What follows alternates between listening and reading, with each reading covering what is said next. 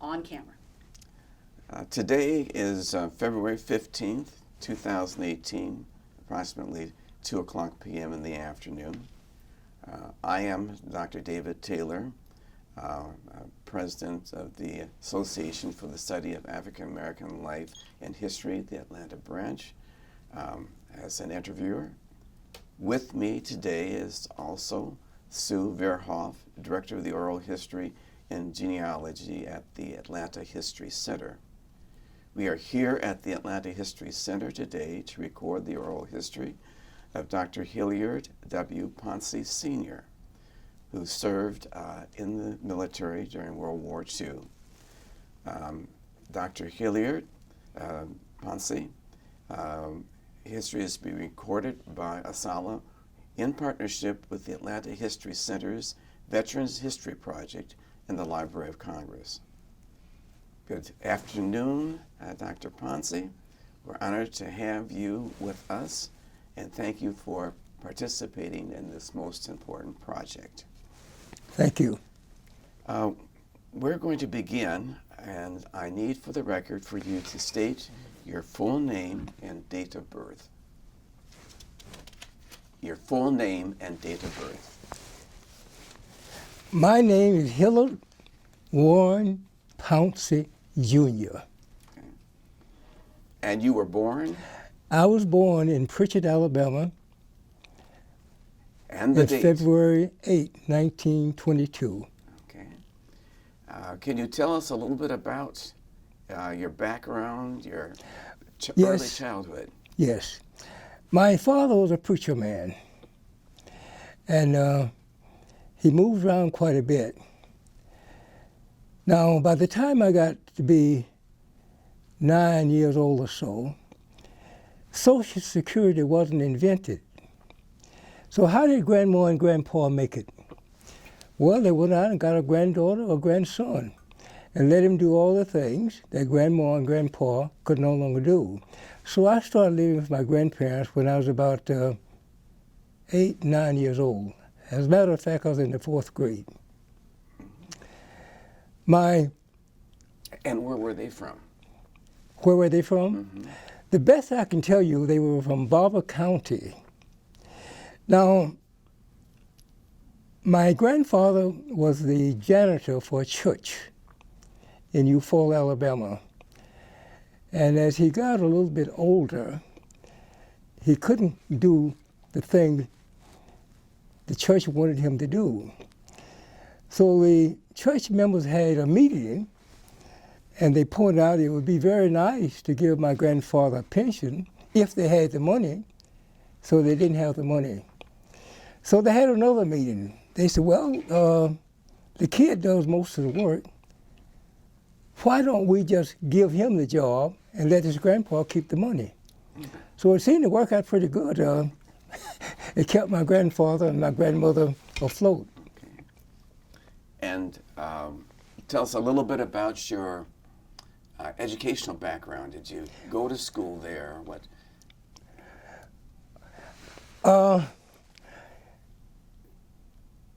One of the reasons they sent me to live with my grandparents, they said that the school in Eufaula was a pretty good school. I'm not sure about that.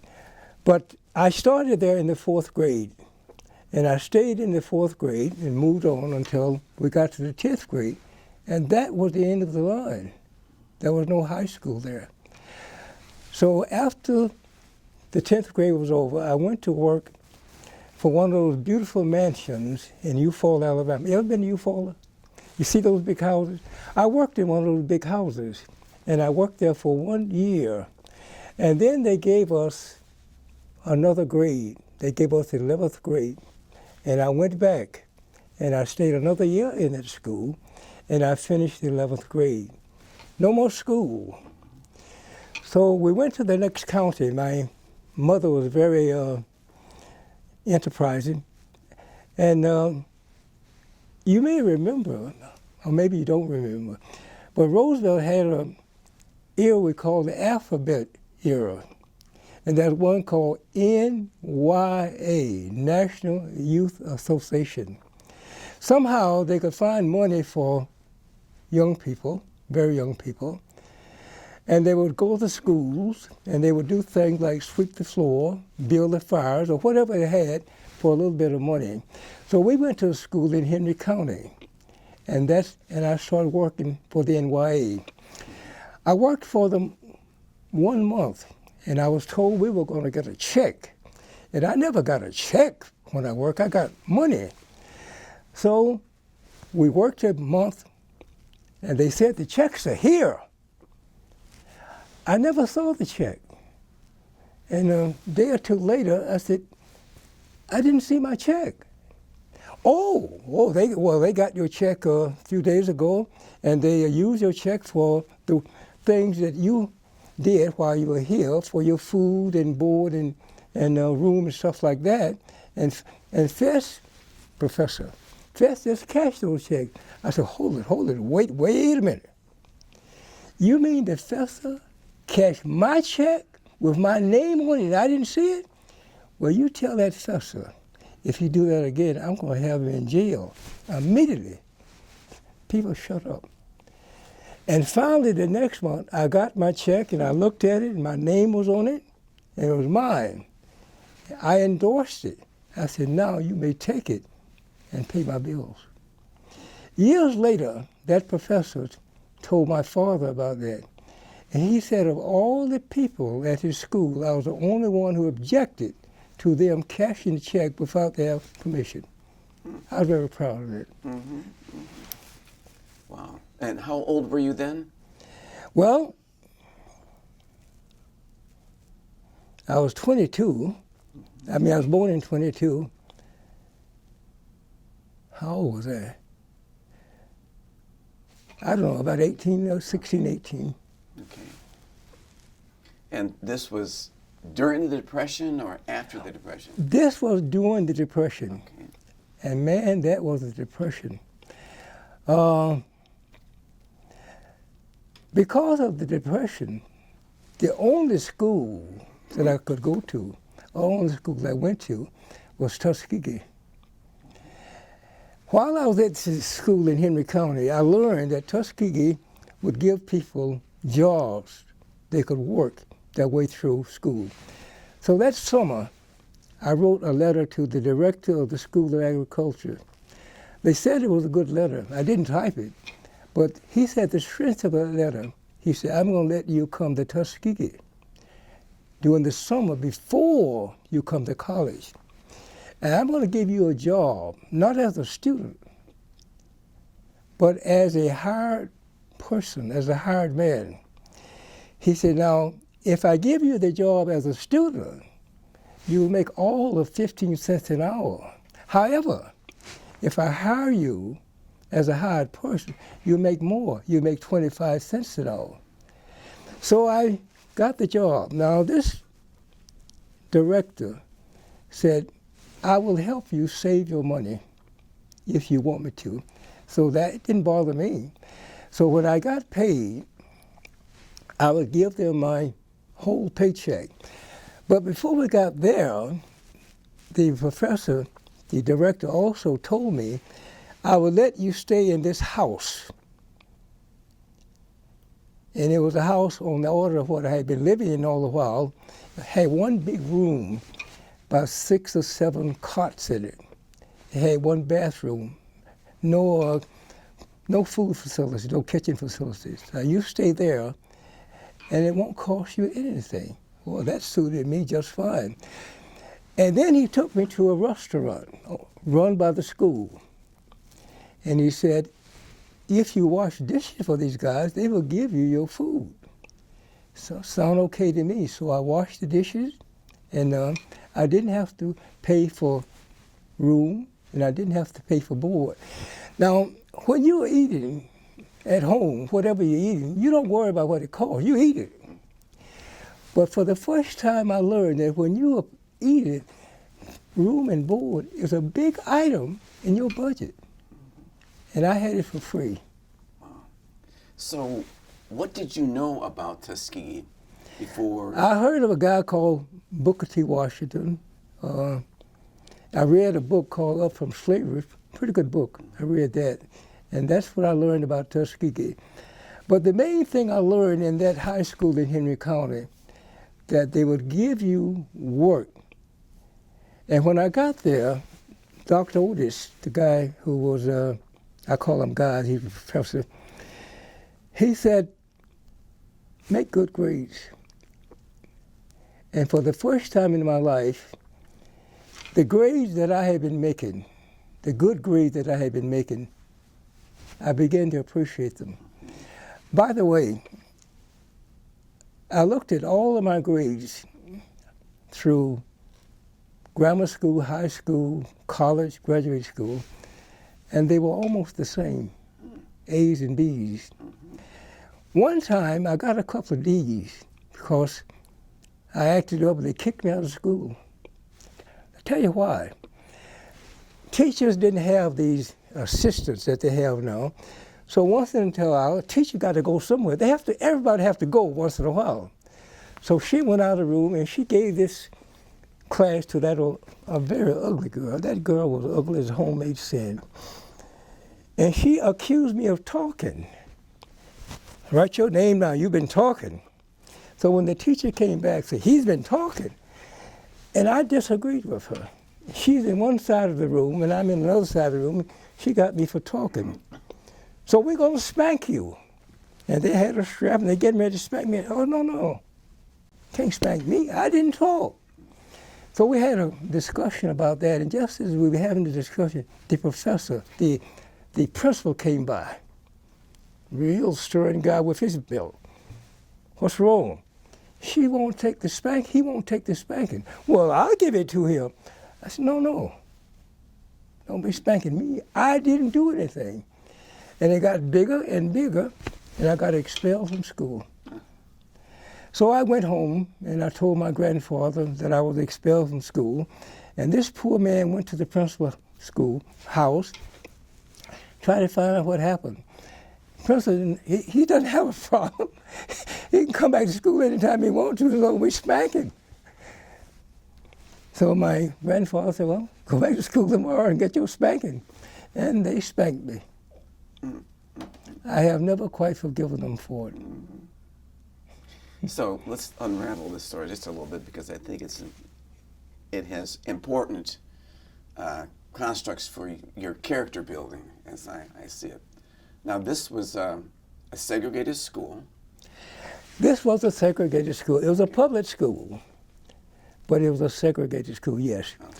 Okay. It's kind of interesting. The big white school was only a block or so from where I live, so I had to walk past that 2 miles to our school. Have any of you ever been to Eufaula, Alabama? I've been past that. It's called a bluff city because if you come down the river, it's a big bluff there. So our school was on the bluff. I lived on the hill, so I had to walk 2 miles every day to school. Interesting. So they were teaching you discipline, I take it. What was what now? They were teaching you discipline, as it were. Yes, they taught me discipline, yes. So what was the expectation for a young black male at that point? Getting schooling, what were they trying to train you for or prepare you for, if in fact they were trying to prepare you for anything? I think the answer to that, I really don't know. I think the principal ran a tight ship with a strap. And I think he was teaching discipline. So I think he was proud that he had a school that he could control. I thought about that many times, and I've asked myself that question, and that's the best answer that I can give. So were you at Tuskegee working at the outset of World War II? Yes, sir. Okay. Explain to me a little bit about that. World War II came in my sophomore year, I believe. Yeah, I believe us. And I remember a loudmouth from Georgia like to talk to it. He said, Mr. Pouncy, The Japanese had fired upon the Philippine Islands, no, upon the Hawaiian Islands. No big deal, fired. Mr. Pouncy, we were at war. Yes, I remember it quite well. Okay. Very well. I think the things that surprised me, that the Japanese had done much more than fire upon the Philippine Islands. They had wreaked havoc upon, I keep saying Philippine, upon the Hawaiian Islands. Mm-hmm. And as time went on, the next year, in my sophomore year, we knew that we weren't going to finish school. We knew that we were going to go to war one way or the other. We also learned that if you volunteer, there's a pretty good chance you may get what you want. But by that time, Mr. Roosevelt, Mrs. Roosevelt wanted to be reelected, wanted her husband to be reelected. So they had a big meeting. Let me read that part. I want to say this exactly right.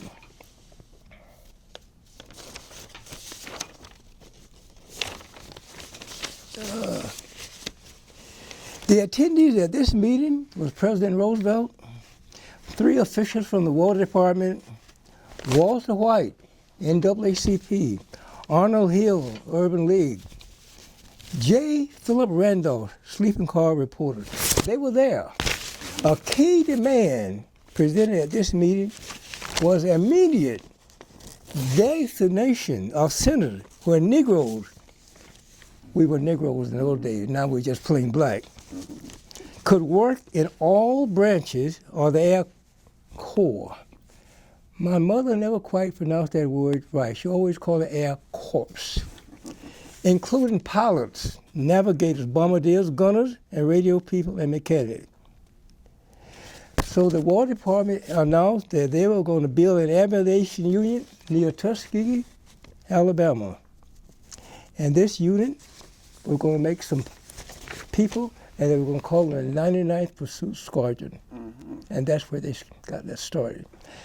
So you were a student at Tuskegee. I was a student at Tuskegee. You were studying to become what? I was studying agriculture. Okay. I knew that if you got a degree in agriculture, they sometimes gave you jobs as county agent or something else, mm-hmm. but you got a pretty good job. Also, I saw these guys at Tuskegee getting ready to fly, and they were sharp, spick and span. I also noticed the girls kept an eye on them. That's no accident.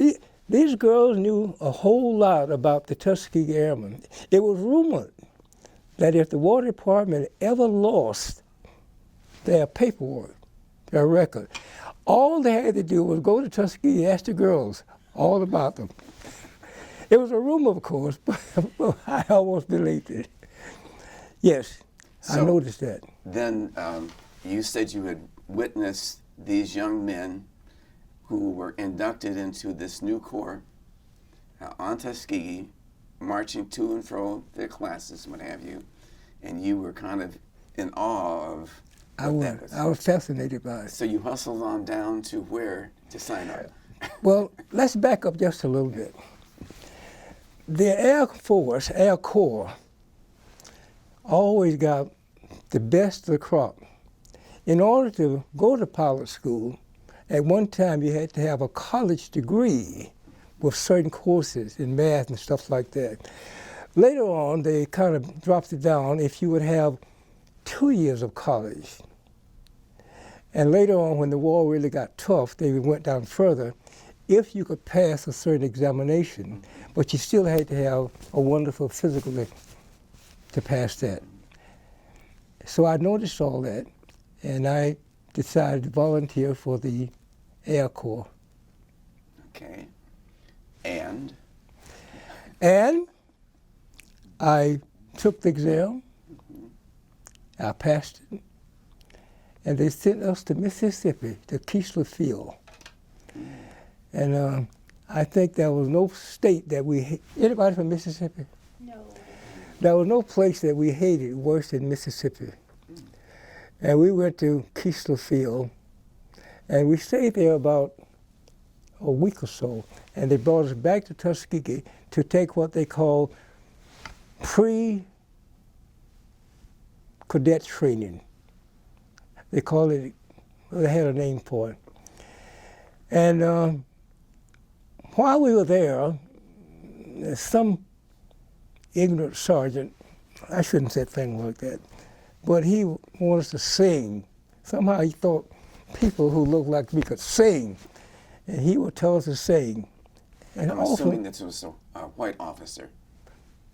Of course. Of course. Of course, absolutely. And most of us couldn't sing, but they said sing. So one day we did start singing. And we began to sing, Mississippi's a hell of a state, parlez-vous. Mississippi is a hell of a state, parlez-vous. Mississippi's a hell of a state, the asshole of the 48, inky dinky, parlez-vous. They didn't ask for too much more singing. Never will forget that song. Interesting, interesting. But finally that was over, and they sent us back to Tuskegee to this pre-cadet training. And we stayed there until they sent us to the cadet school out on the base. Let's back up just a bit now. The officers were white. Did you ever come across black officers during your training? The people in Mississippi, I have to back way up. The officers in charge were enlisted men. They were sergeants. And we were just a bunch of recruits coming in as far as they're concerned, okay? And we thought we were somebody. We thought we were the cream of the crop. And they thought we were just another bunch of recruits coming in, and they asked us to sing and do all that kind of crazy stuff for about 2 weeks. And then we gathered together and we went to Tuskegee for real pre-flight training. And these people at Tuskegee, of course, were black teachers, and the tactical officers were black, but most of the people there were black at Tuskegee, on Tuskegee's campus. Okay, interesting. So, you went for the training, and what types of training and skills did they impart? Because flight is one thing, you know, there's other parts of... Well, now that we need flyers, the German was giving us hell. So we no longer had to have a college graduate to be a flying cadet. You could pass a certain exam, go to this pre-training, which is at Tuskegee, where most of the instructors were black. We had a guy, a tactical officer, and I remember he was telling us what we were going to go through. And some guy said, how do you go on sick call? And I remember the word very well. You men don't have time to get sick. And actually, we didn't get very sick. We had to keep going and going and going. And we went through that for a few weeks. I don't know how many weeks. Then they sent us to the base where the hell really started. And we became what they call pre-flight school. And they teach you some navigation, they teach you Morse code, a lot of things that a flying personnel must have when you don't fly. And we did that for a few weeks. And now we're ready to go back to Tuskegee, where we're going to now learn to fly, or get an airplane and fly. Okay. I don't remember how many weeks it was, but we did go back. So what type of plane? Very good. That you... We went back and we took our primary training. Oh, by the way, let me explain. We have 3 layers of training: primary, basic, advanced. If you go through all that, you graduate. So we go to Tuskegee for primary training. Now, the people who planned these. They were pretty smart.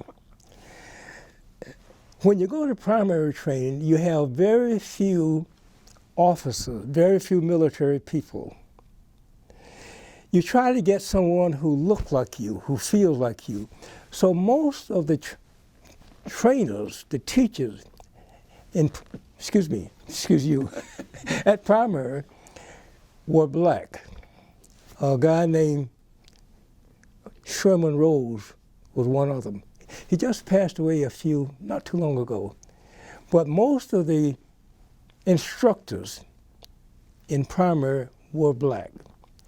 Now, the Army recognized that if you take a guy right off the street and stick him in an airplane and got this white officer, got an officer there with bars and bell, he's going to scare you to death. So they got civilian to train us in primary. Okay, that was all over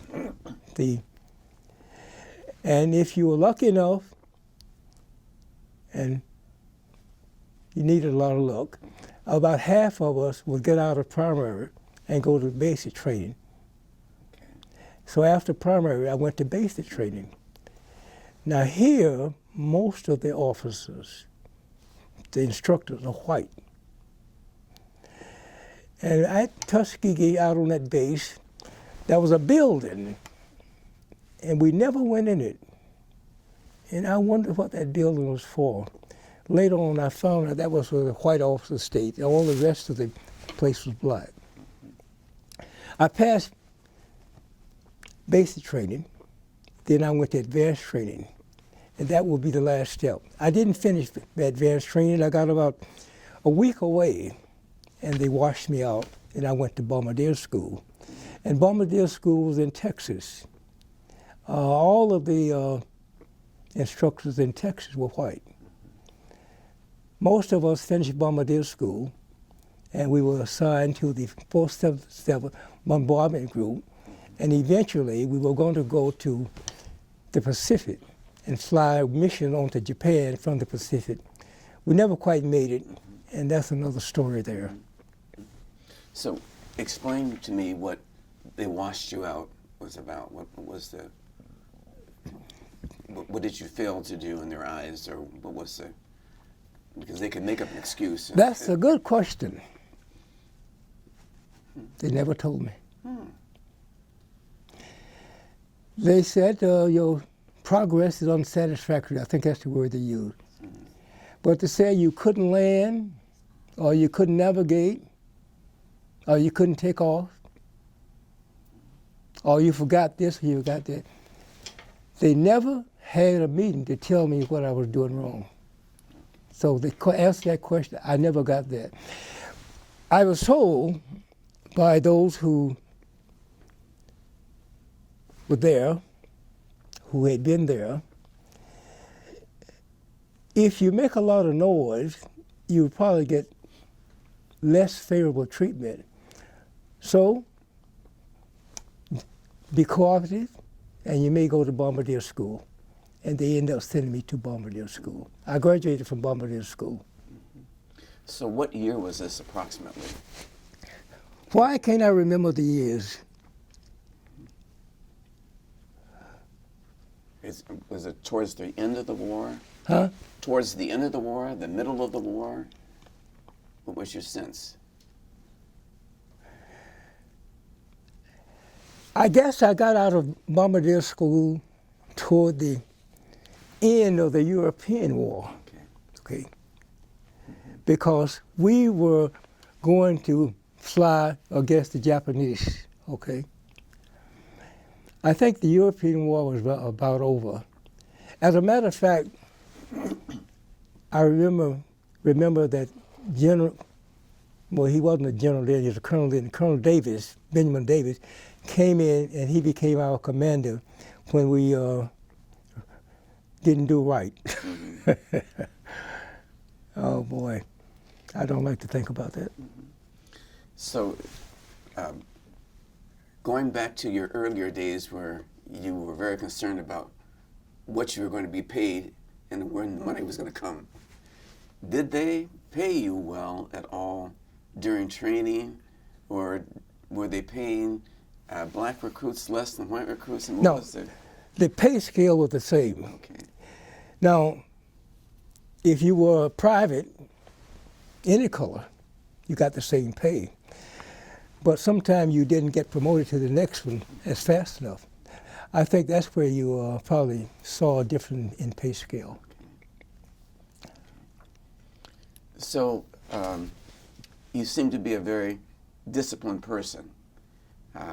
What was it about the training that you went through that helped further shape your character relative to your work ethic and things like that that might have served you well when you left the military?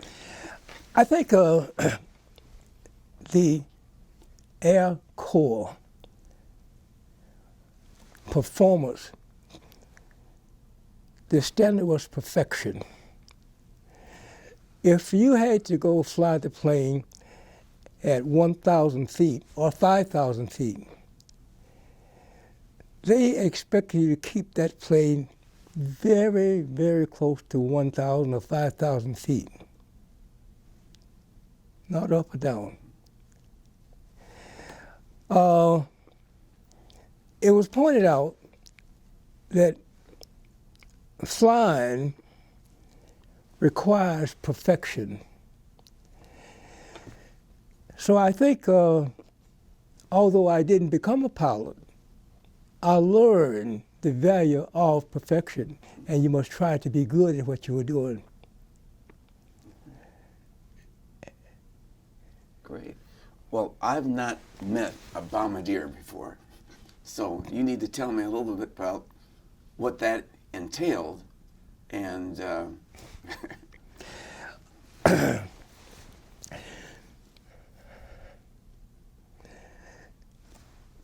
you can calculate how to drop a bomb from an airplane to hit a moving target or a stationary target. And really, you can take a pencil, you can do that, but you don't have the time. America was very fortunate. Someone invented a bomb sight called the Norden, I think it was the Norden bomb sight, to do that. And it was guarded very carefully. And that would let you fly alone, make calculations as to where you had to drop the bomb of here to hit that target down there. And when you really went in to operate the bomb sight, all you need to do was look in the sights and twiddle some knobs until you get the crosshairs lined up. That's what we actually did on the bomb sight. But in ground school, we had to learn the bombing problem, learn exactly what was going on. So we knew what was going on, but the bomb sight was doing all that for us. Now, early in the war, the bombardiers used to walk around with a big 45 on their hip, because if worse come to worse, they were supposed to shoot the bomb sight and destroy it, so the enemy wouldn't get it. Eventually, the enemy got the bomb sight, and I guess they made one too. I made several too. Interesting. So how many black men actually got into that segment of the program? How many? The bomb sight? The bombardiers, becoming bombardiers. Hell, I don't know. I know the class that we went to,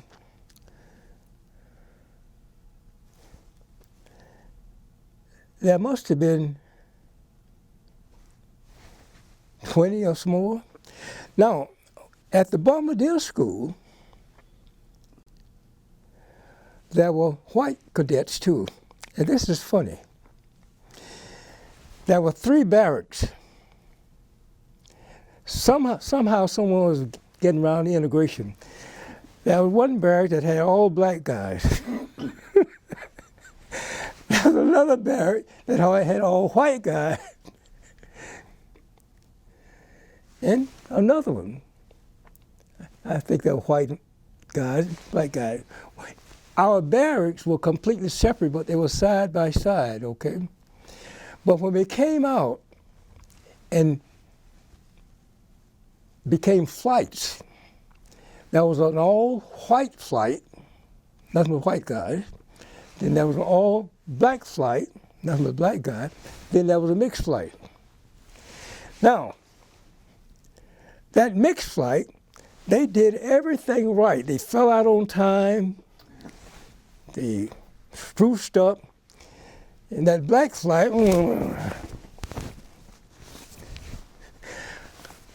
hey, Pouncy, you're late. Get out here, man.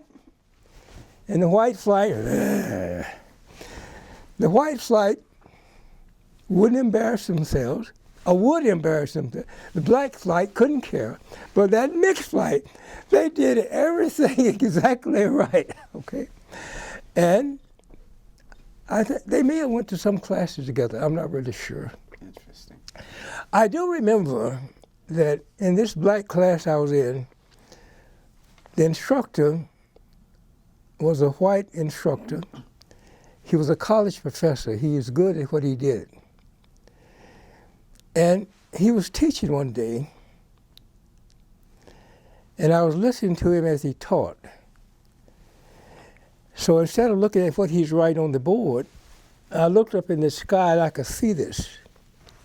I could see him saying this, I could see it in the sky. And I'm looking out the window. Ooh, wee!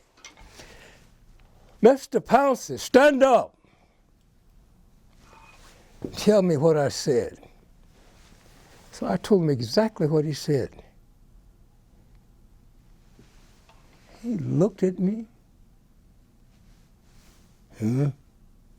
My friend said, Pouncy, I knew you were going to get it, but you told him. You told him what I said. Well, every week or every day or so, we get examination. And I always did pretty good on the exam. And one day I had an exam, for some reason I just couldn't think. And I knew I had flunked that exam. I knew that. And that exam came back 70. But I knew I made 20. I looked at my exam, and I looked at him, and he winked his eye at me. He said, what happened? One of those days, sir. Oh, good luck next time. So I flunked it. I know I flunked it. He knew I flunked it, but he gave me a 70. So we developed a great respect for each other. I don't know what school that professor taught at, but he was good. He was very good. Interesting. Now, you finished your training.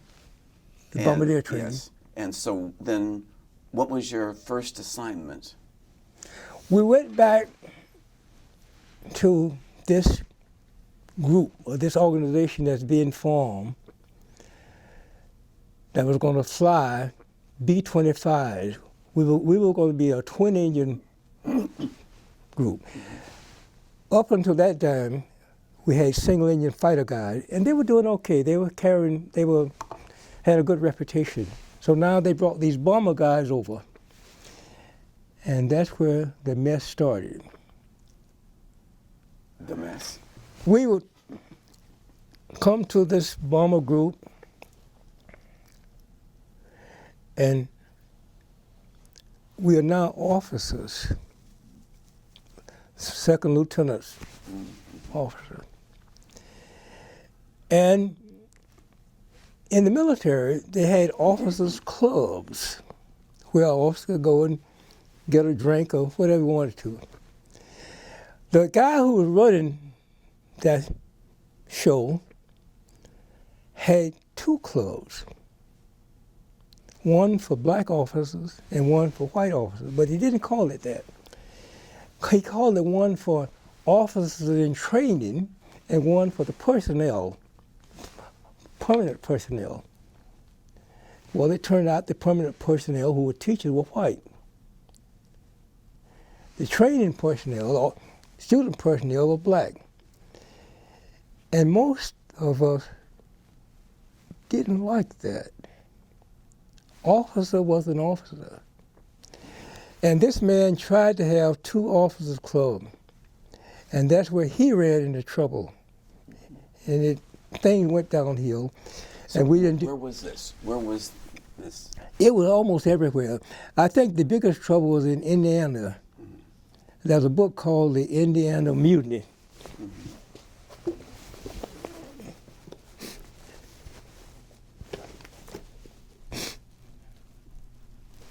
That book tells you a little bit about it. You might want to read it sometime.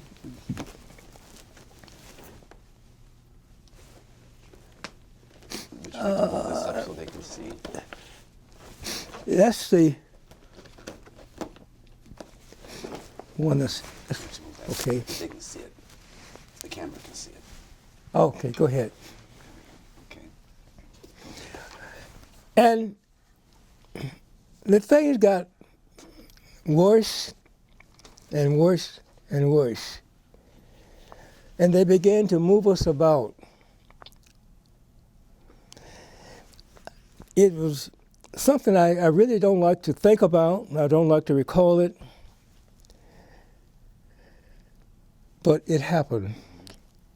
They moved us from Indiana to South Carolina, a place called Walterboro, South Carolina. We were there for a while. And they kept moving us, and they kept moving us. But never giving you a permanent assignment? See? Never giving you a permanent assignment? Well, we were training. Mm-hmm. And one time the officers, they kind of rebelled. So they arrested most of us. They began to court-martial us.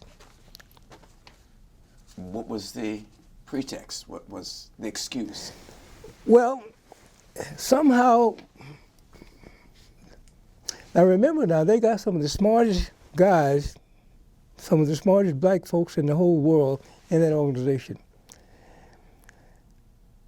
And they knew what was going on. And they just wouldn't do it. So they arrested a whole passel of us.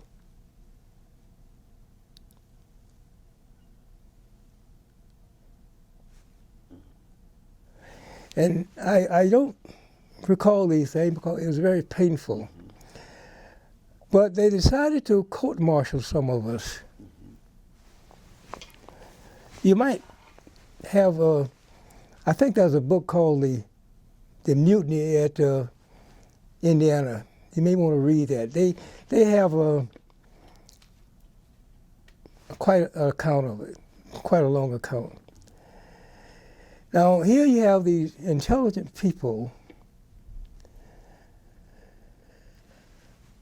and you're trying to say, well, you're really not quite an officer, you are a trainee. And the black guys just didn't like that. Well, they got worse and worse and worse, and they got rid of that commander, and they brought in B.O. Davis. And he was in the process of straightening things out when the war ended. Now, I've talked about 2 or 3 minutes on that, but it went on for several weeks or several months. And you might want to read one of those books to get a better account of it. Frankly, as I say, I find it very painful still, and I just don't like to talk about it. Yeah. So then, at the end of the war, you were mustered out, as it were. At the end of the war, I got out as quickly as I could. Okay. A few stayed in, but many of us got out. And I went back to Montgomery, and I was mustered out or separated, whatever they call it, at the same field I was inducted in. Mm-hmm. And I just didn't like it. Mm-hmm. Then when I went to graduate school at Syracuse. Oh, let's stop right there, because you didn't finish your education before you went into the Corps. When they kicked me out, okay. I went back to Tuskegee, mm-hmm. and I got my degree at Tuskegee. Which in degree? chemistry. Huh? What degree? I got a bachelor's degree in chemistry. And I was going to go to Detroit and live with my uncle and aunt who had ran a restaurant during the war and made good money at it. And somehow they thought we could come and make good money then. Well, we didn't realize that many people who were in Detroit, in this defense city, were eating anywhere they could. And they almost ate anything they could. So my aunt and uncle were going to open the business again. They never did. They didn't tell me all the stories. I had a cousin, and they said, you know, your cousin drowned. Why did the guy drown? Well, it turned out the reason the cousin drowned, the cousin was a dope addict. And he was going in the cash register taking money to buy his dope. And the uncle, not his father, his stepfather, didn't like it. So he couldn't get the dope, and he got so mad he ran to the water and drowned himself. And I learned that many, many years after that. But it was a very sad situation. So when I got there, I finally learned that they weren't going to open the business. So I took a job in Apalachicola, Florida as a teacher. And my wife took a job as a teacher. So we became teachers, public school teachers. Let me back up here again. Why chemistry? I liked chemistry.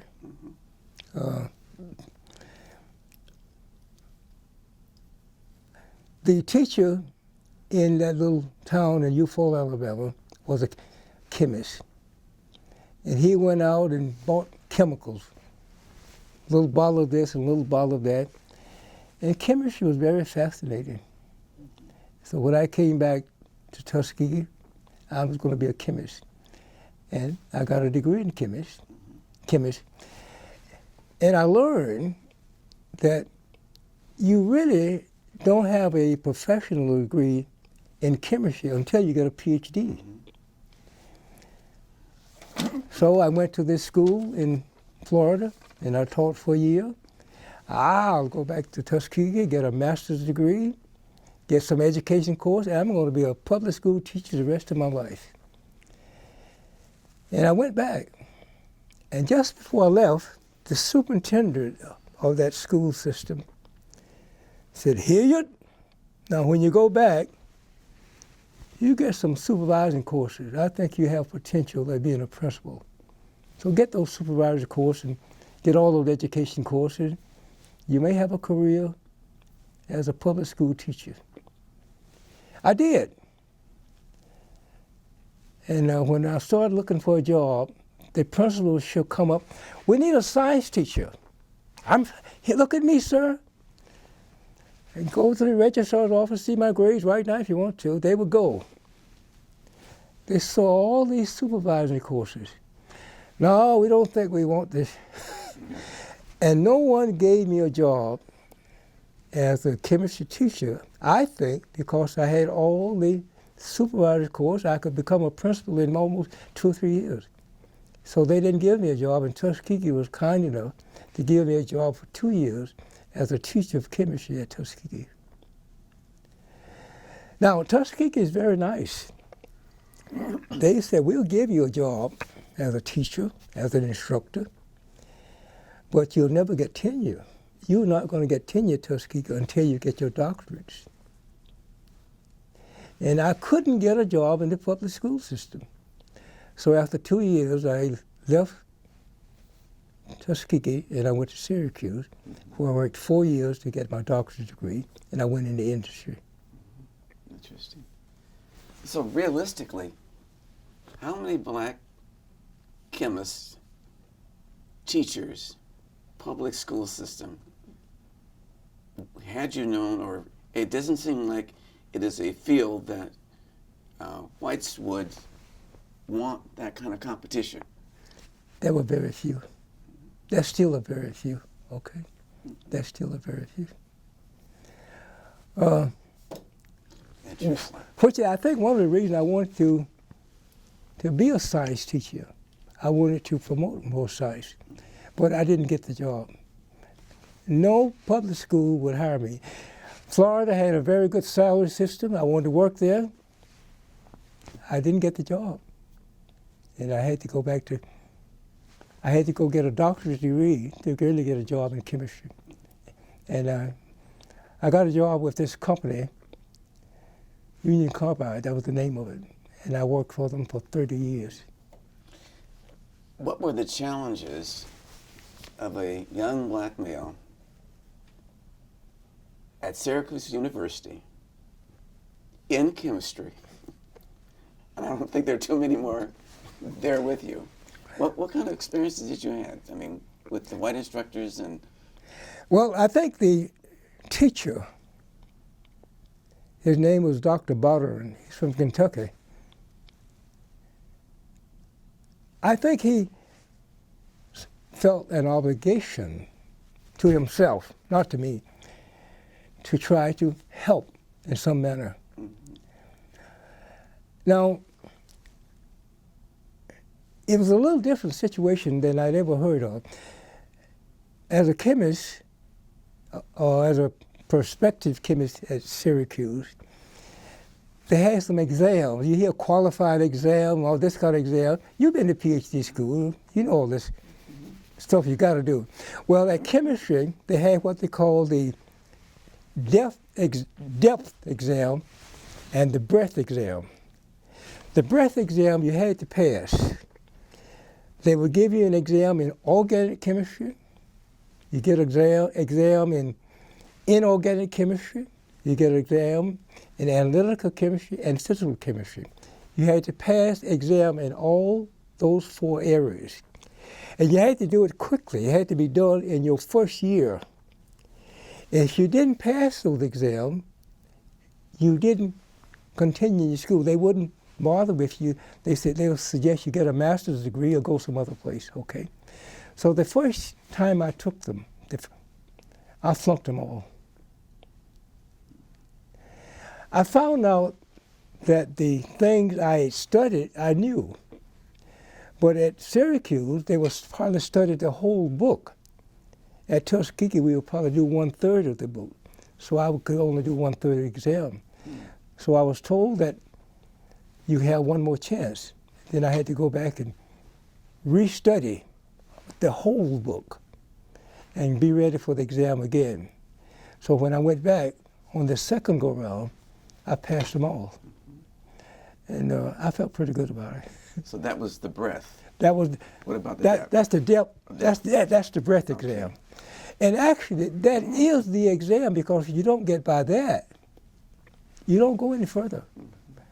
They may say, if you want to work on your master's degree, we'll do so, but nobody wanted to. And the only reason I felt not too bad, I was the only black guy there and I flunked, but there were several guys who had gone to Eastern schools, and they flunked too. So now I said, if I just go and dig and dig and dig and dig, maybe I'll make it. And I did. I had a very tight schedule, and I had to do everything. If I missed doing it that day, I had to do it the next day. So I worked very hard at the first year to get there. So that's where your perfection came in, your training. That's right. That's where it came in. Interesting. Well, let's back up again. Okay. Out of the military, young man, you decided to start a family, get married. Tell me a little bit about that transition and how it related to all the things that go on after that. Well,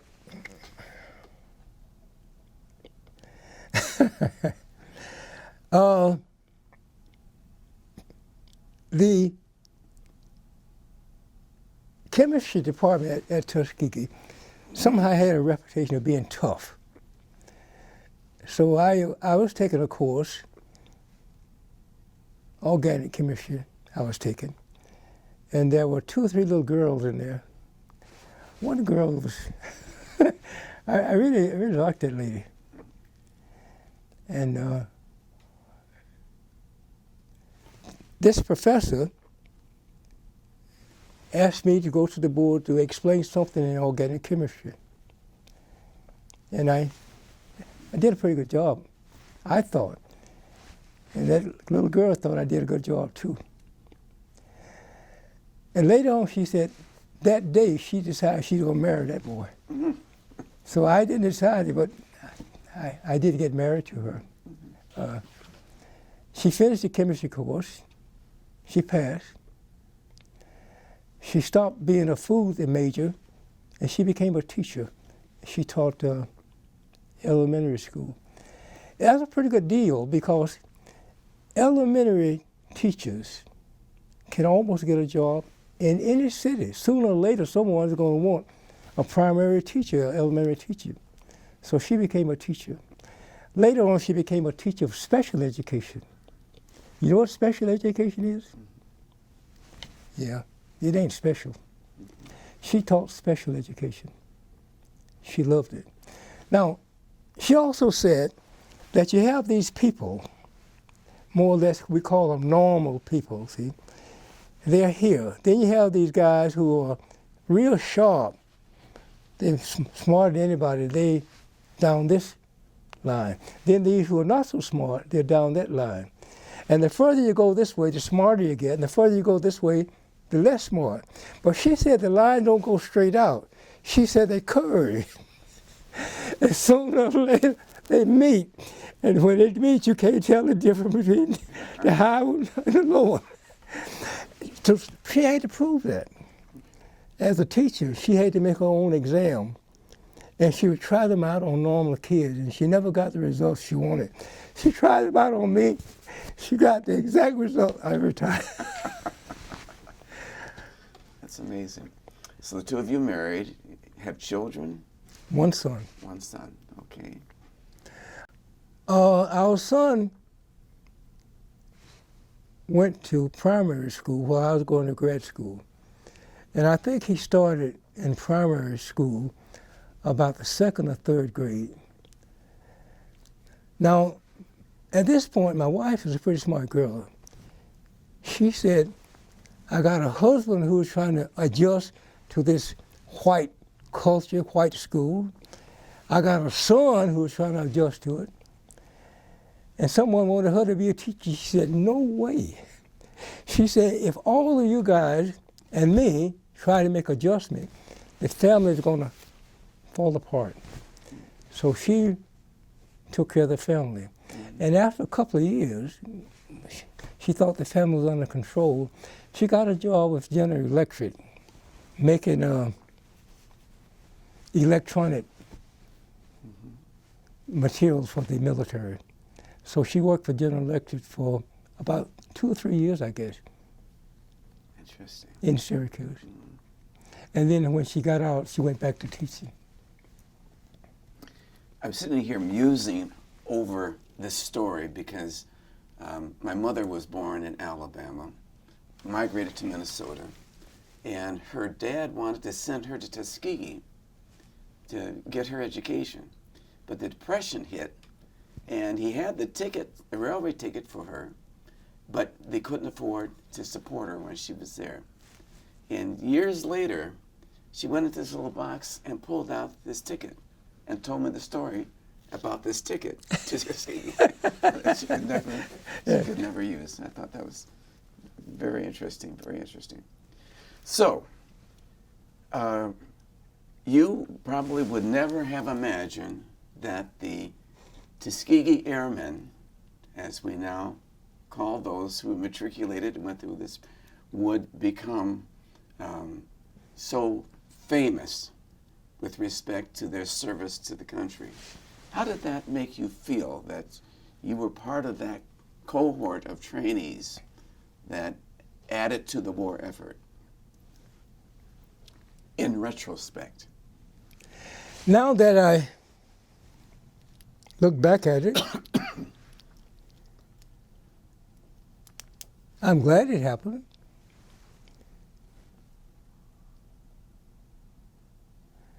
I don't think I'm very special.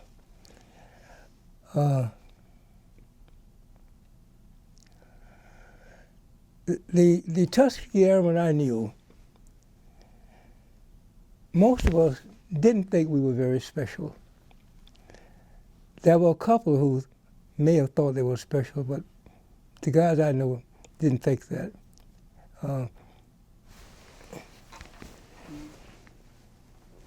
There was a guy from Alabama, his name was Macon, R.D. Macon.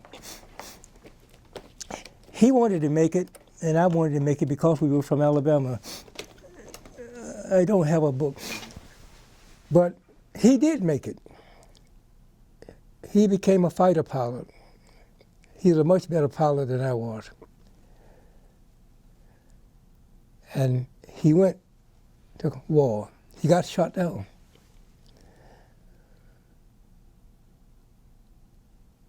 And he came back, and I was going back to school, and one night he just walked into my room, and he started talking and telling me about his wartime experiences. He pointed out that they were bombing targets in Europe, and they got to the target, which was far away. They had wing tanks, and they had to drop the tanks to go in and do what they had to do. When they got there, his tanks would not drop. So the flight didn't wait for him. They went in to do what they had to do. He went around to try to get these darn tanks to drop, and they did drop. And now he's going in all by himself. On top of that, they had very accurate guns. They were radar controlled, and he was shot down.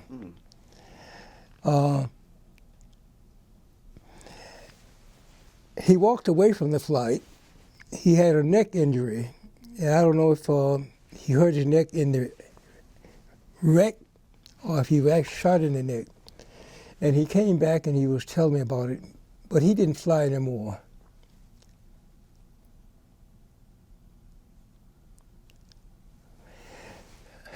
How do I feel? How did I feel? I don't know.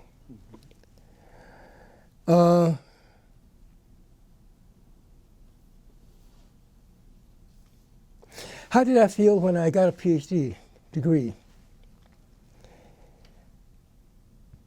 There were some people, some family members who were proud of it, some who didn't think much of it, and some said, "What do you have that I don't have? I've got a car, you don't have one. I've got a house, you don't have one. I can go on vacation. All you got is your degree." I just got the degree, of course. I don't know how. I don't have time to think about that too much. I really don't know. Well, I'm just so pleased about this interview because there are a lot of people who don't know this story, can relate to it, but have no clue about how impactful this episode in your life had been and how it's helped transform and strengthen the character that you already brought to the stage, but made evident. There are not a lot of people that get a doctorate in chemistry. And it is not something that is ordinary and usual fare. Doctorate notwithstanding anywhere in chemistry. And to have survived that and to have gone off and to have made a contribution to the industry is also noteworthy. But I just find that whole story interesting and revealing. And I think this is what these interviews are about, sharing that, putting it into context. Because, as you mentioned, you're an ordinary human being. The thing is, you've done some extraordinary things. And whether you are rich as a result can't compensate, I think, for having lived that experience and be able to talk about it. I guess I got a little bit of it from my grandparents. I told you I went to live with my grandparents. My grandmother couldn't read. But boy, she could make some good cookies. I thought she was smart. She was. She's a very intelligent woman. She had your skin complexion, hair just like, she looked a little bit like you. She's not quite as tall, but. So I said to her, I said, Big Mama. Now she's a very small lady, but I call her Big Mama. I said, Big Mama, I can teach you how to read. Now look here, child. Ain't no little old boy gonna show me how to read. And that was the end of that. And besides, Buddy can read. Well, Buddy is her husband. He could read. But I think both of them together probably didn't go to school over 1 or 2 years in their whole lives. My grandfather may have had a great influence on my life.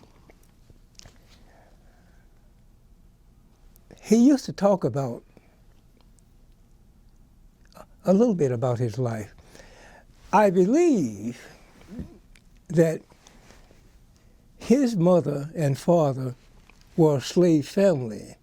Now, as you know, often the slave didn't have a family. When someone got big enough to sell, they sold that one off. But he pointed out that he knew the year he was born.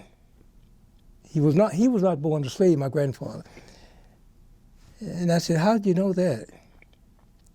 He said, well, his mother told him. He said his mother told him that the year they got their freedom, the first year they got their freedom, they worked for old Massa. He said the next year after they got their freedom, they worked for the Weaver place. And the third year after their freedom, they worked for some other landowner. But he got this from his mother.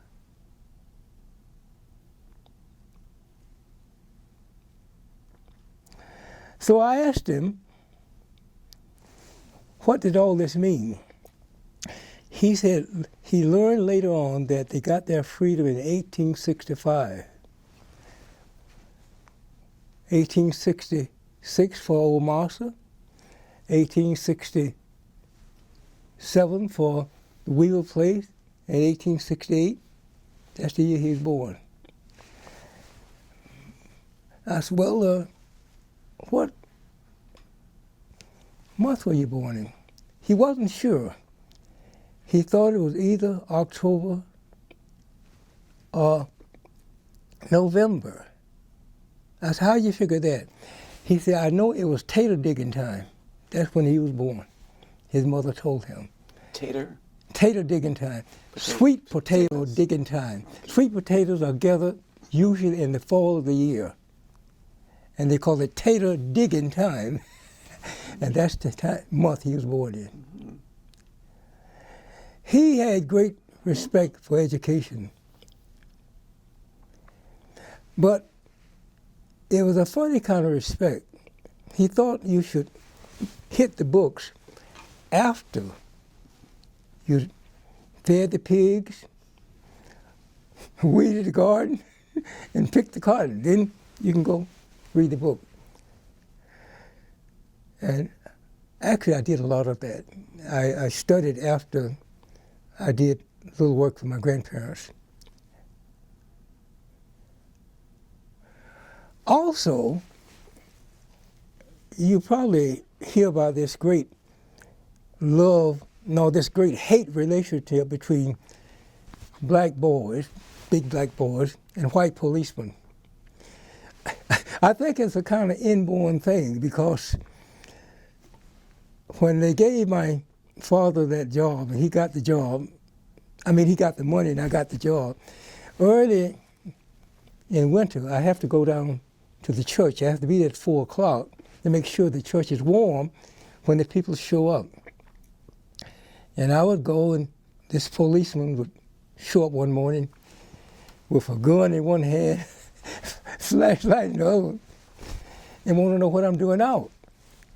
And I said, I'm going down here to get the heater started so that the church would be warm. Now, he knew that because that small town, everybody knew everybody. And the next morning, he did the same thing. So I sought a little help from the church members. The chief of police had 2 boys about my age. And on the weekend, they would sometime come and put flowers in the church with their grandmother. So my grandfather would take instruction from this lady, and she would give instructions to me.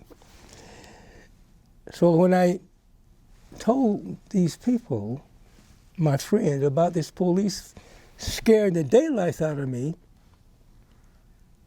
they were concerned. And it didn't happen anymore. I think the message got out, and it didn't happen. I was glad of that. For the record, we should recognize the fact that you're 96 years old and are just as lucid as you were probably when you were much younger. This is a remarkable story, and this is a story that isn't oftentimes shared. And this has just been a remarkable privilege for me to be able to sit here and have this discussion with you. Are there things that you wish to relate to the younger generation who might at some point come across this tape in some archive and want to benefit from the wisdom of your years? I would like the younger generation, especially the younger black generation, that I know of no group of people, no race of people that have any unique superiority over any other race. I would like for them to know that, to believe that if any race put their mind to it, as a group, the people is as good as any other people. I would like for them to know that. Some young people don't want to believe that. They want to believe that my people are not so good. And I would want them to believe that they are, all people are good. And I don't believe there's any group of people that is special for others. There are some people who want to say, well, all those black guys, they can run, they can jump, they are good athletes. I've seen some of the best athletes in the world who are white. I've seen some of the worst who are black. So I would like for people to believe that people are people, and each person has the obligation to apply himself or herself to get the best that's in him or her. I don't know how far I go, but I like to tell my grandson that. I like to tell my son that. I like to sit here and look at you and tell you that I'm very happy that my grandson finished Harvard. I'm very happy to tell you that my grandson is now a graduate student at Harvard. I feel good about that. And I try to get my relatives to feel the same way. You're as good as anybody. Apply yourself. Try.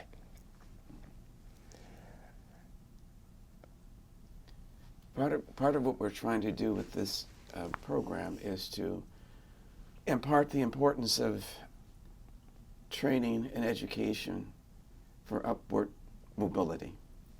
And the military has been, for some people, that vehicle to get from where they were to where they are.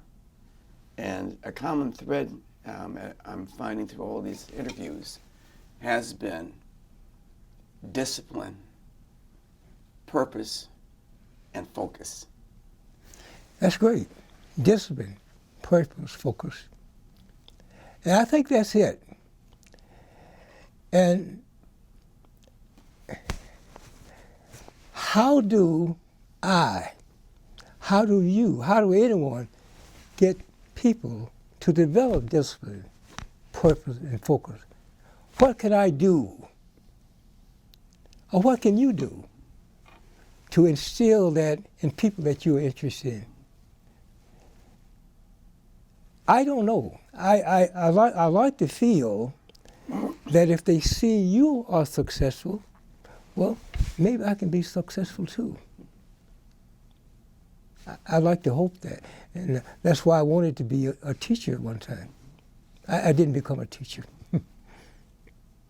Well, I'm certain that anyone sitting down and listening to this tape and viewing it, to have your grandparents or great-grandparents up from slavery, and 3 generations later, or 4, Harvard graduates, it's a story. And it's not replicated often, but I think that this is very instructive, and anyone who listens to this can't help but be moved.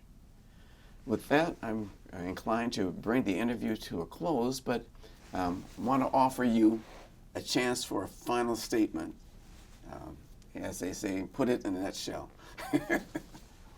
What is your thoughts? What is my thoughts about what now? Your final thoughts on your life and your accomplishments. I would try to get the people that I hold dear, people that I know, to recognize that you can have control. You do have control of your life. You don't have to do what you think people think you should do. You can be what you want to be. If you want to be the fastest guy on the track team, you can be that if you want to be. If you want to be the best doctor in the county, you can be that if you want to. I would want them to feel that it's up to you. I would want them to know that sometimes you may have to work 2 hours when your classmate be working maybe 1 hour. But you can do it. And it may take a little longer initially, but you can do it. Great. Well, I thank you. This has been most informative, and we will process this, put it in the archives for the rest of the world to see. Thank you again for your contributions to the country, and thank you again for the contributions to this particular project. Thank you. Thank you. Thank you for your service, and Okay. thank you for coming. Back on camera. Just wanted to give Dr. Pouncy an opportunity to show some of this wonderful material he brought. So tell us what we're looking at now. This is an assembly that my wife made. This is a picture when I was flying with the New York Air Guard. We flew with them for about 3 years. This is what I looked like when I first went into the military. Wow. This is the Tuskegee Airmen that I met at Atlanta. Now, don't ask me what these ribbons mean, because I really don't know, okay? This is my grandson in high school. And one time I went to Dobbins Field. There's a street named Tuskegee something. And I took pictures of things like that, okay? I love that. There's a tiny picture there towards the bottom, Hill. What's that? Is that a photo? Let me take a real look at it. You know, I don't know who put that there. I really don't know. It looks like a postage stamp. I don't know. Okay. That would make sense. Okay, awesome. We're good. Is there anything on the table that you wish to? I don't consider myself a good painter, but That is beautiful. sometime I have the time. Truly. I love that. This is the unfinished painting of the P-51, one of the types of airplane that the Tuskegee Airmen flew. This is the single-engine fighter. It's a very good plane, probably one of the best planes in World War II. The other excellent plane in World War II was the German plane, the Me-109. One day I'll tell you a story about that plane and the German plane, but for another time, another place. Well, you can tell us now if you'd like. We got the camera going. Well, yes. How can I start this story?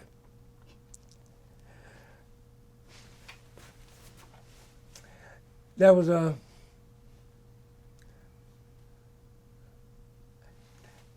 I have now finished the Army, finished work. I'm completely retired. I have a part-time job at Princeton University bookstore. And a man came through the line, had 15th Air Force on his cap. And I said, 15th Air Force? And he said, I said, you guys are flying out of Africa, weren't you? Didn't much want to talk. And he looked at me. I said, what kind of airplane you guys were flying? Was it 17s or 24s? What you know about airplanes? I said, a little bit of something. He said, oh, you one of them Tuskegee Airmen? I said, something like that. He said, let me tell you a story. He said, we were coming out of Europe and we were shot up real bad, and we had only one good engine.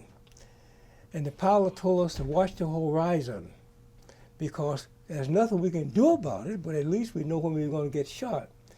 And he said they were looking out on the horizon and they saw two little specks. Now, if you look out on the horizon and see two specks on the horizon, all the airplanes look just about the same.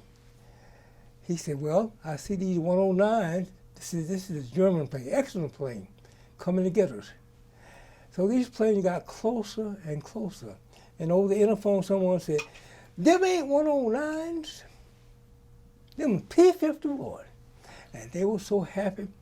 And the P-51 came up, one set on one wing and one set on another wing. And they got closer, and they could handle oxygen masks and helmets. And the only part of the body you could see was that part right there. And someone said, them guys black. What? Ain't no black guys flying around here. I've been to all these airfield, man. But they were black. And they escorted this crippled plane to their base. And when those guys landed, they got out of it and went to find these black pilots. And from that day, Colonel Davis, the commander, named his plane by request. So every time these guys went on a trip, they asked these guys to escort them. Now, they will say that they never lost a bomber doing escort duty. There were some people who said, well, it wasn't quite like that. There are some people who may argue, but Colonel Davis said they never did lose anyone while they escorted them. That's about the story there. Love that. One of the stories that we failed to pursue when we were talking earlier was your career as a chemist for 30 years. Could you give us a little? Well, yes, I went to work for Union Carbide as a chemist. And we were transferred from Chicago to New Jersey. And during the transfer, I stopped working on plastic, polyethylene plastic, and they transferred me to an old chemical called phenolic resins. And I never knew exactly why. They put me into an area that I knew almost nothing about. But I tried to learn it. And eventually I went to the library and I learned something about that old-fashioned chemical called phenolics. And I found a way to make the product, make it faster, put more into the reaction equipment, and I was very proud of that. And I still don't know why they put me into that. Later on, I found out that the guy who I worked for didn't have the greatest fondness for black people. And for that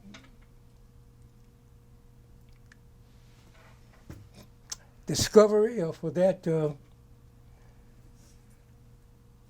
contribution, they gave me money. They didn't give me a promotion. I never could figure that out. Why wouldn't I get promoted for that? But I did not get promoted. But they use the process today, and it makes money for them.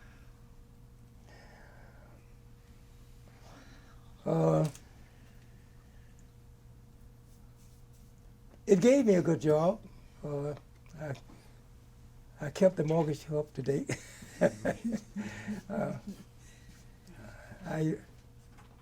And after it was over, the Saudis asked me to come over and work for them for 5 years. Not too much else to tell.